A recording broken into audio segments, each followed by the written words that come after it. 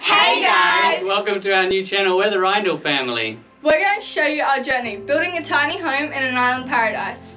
Now, when we first started this, we never planned on putting it on YouTube, so we've got limited footage in our first episode, but just bear with us, it gets much better.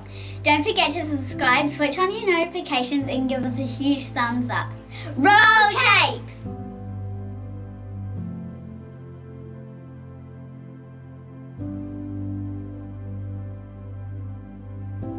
So before we went over, we did do a quick Google search just to have a look at the properties that were over there and get a rough idea. I think there was two areas that we were looking at that we were potentially going to buy in. So yeah, there's a couple of different real estate agents that you can find online, and you can just look up what kind of area that you'd like to buy in, what you're looking for, the size of the land that you're wanting to buy, if you're wanting to buy something that's already got a house on it, if you're wanting to buy near the water, whether you want the beach, or there's also a couple of little inlets that you can buy near. There's such amazing properties over there. It's honestly so picturesque. So yeah, like I say, you can find somewhere that's already built. We obviously had an idea in mind of what we would like to have done, so we searched out and found a property that was just the land, like the bare bones, beautiful large block of land that was completely untouched. So here's an example of the types of blocks that you can find over there. This one's actually on the same stretch of road that we've built on, and it's just the most amazing place in the world. Everything is so luscious and green. The foliage is just so bright. Like, you just get walls of this greenery everywhere you go. It's very natural, very rustic kind of place. Things aren't all modern, and it's the most amazing thing. So once we had the place selected, we obviously needed to go for some funding. We chose to go through the Bread Bank of Vanuatu. It was super easy. We just filled out all the documents that we needed to, sent them off, and then from there, between our real estate agent and the bank, and then obviously the chief of the village that we were purchasing the land from, they all kind of liaised with each other and made it super simple for us to get it all just done, and we didn't really have to do much at all. So then we jumped on the internet to look for a container. We were looking for a new one specifically, because that way we don't have to deal with having to go and inspect it and check it for rust and check the condition of the paint and all that sort of thing. So after a quick look, we found a company that welds in doors and windows and all that sort of stuff.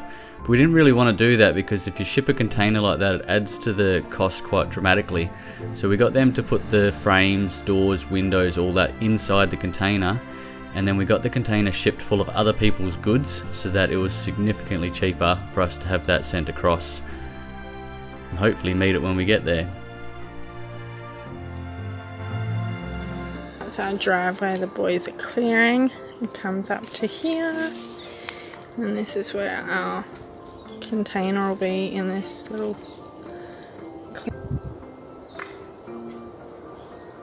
probably over there in that shaded area. We're still staking out. We'll work it out. So this is the view from the road, and that just shows you up our driveway, which leads to the clearing, and that's where we had kind of staked out for our shipping containers to be put. The container was put on a concrete footing that had stirrups set into it, and then we just welded the stirrups onto the container, just because it's a cyclone prone area and we don't really want our shipping container being sent down the road. So you can see in the container they've actually just put in the frames, the door, the window and the awning, and we just got our guy to put a lock on that we'd picked up from eBay for about 30 bucks. There she is, all tucked away, nice and hidden, just the way we wanted it. We plan to do this project over a number of years, with the end goal being multiple tiny homes or units on the one block. Maybe Airbnb them out or something while we lived in the bigger one. So we returned home to work until we could get another container picked out and loaded up with supplies, and then send that one over to complete the build of the first one. later on down the track we'll do the same again for each additional unit. We weren't too sure exactly how much stuff we should bring over, tools or materials or anything like that, but definitely next time I'll be grabbing as much stuff as possible from Australia, because there's just a lot of stuff you can't find over there that's critical to the build. So with any luck we're hoping that we can just send this over and we're going to meet it there and start our build.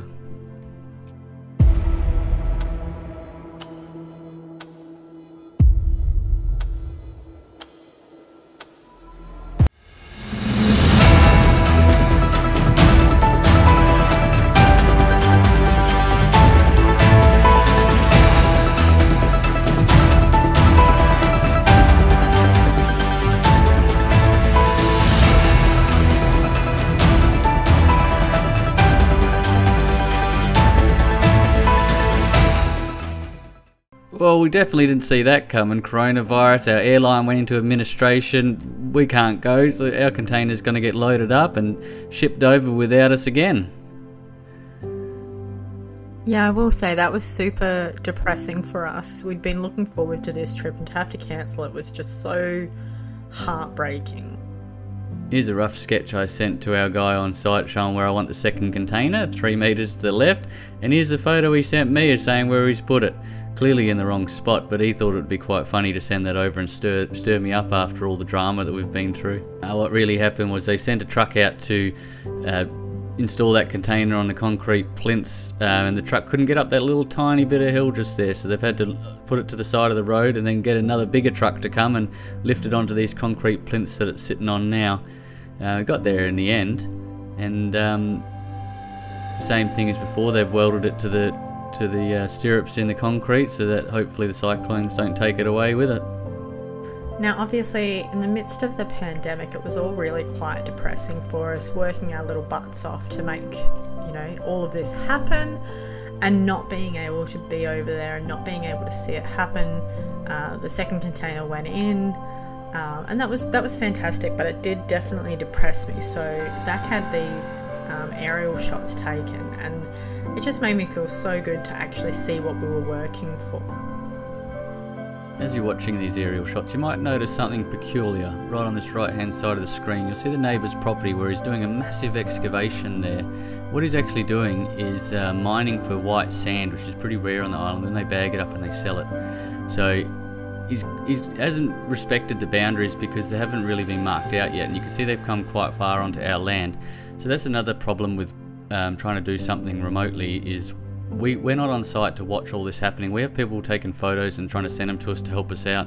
So this was a little bit stressful for us to see from the drone photos. Luckily we got our guy on site again to sort it out. It did take a couple of months, but in the end they ended up pushing back all the sand on our block, and everything was all hunky-dory. Well, for the time being anyway, and now it's just a big waiting game till we can get over there, start this build, finish this build, and move on. So guys, don't forget to subscribe to the channel and give us a like, and stay tuned for the next development in the story.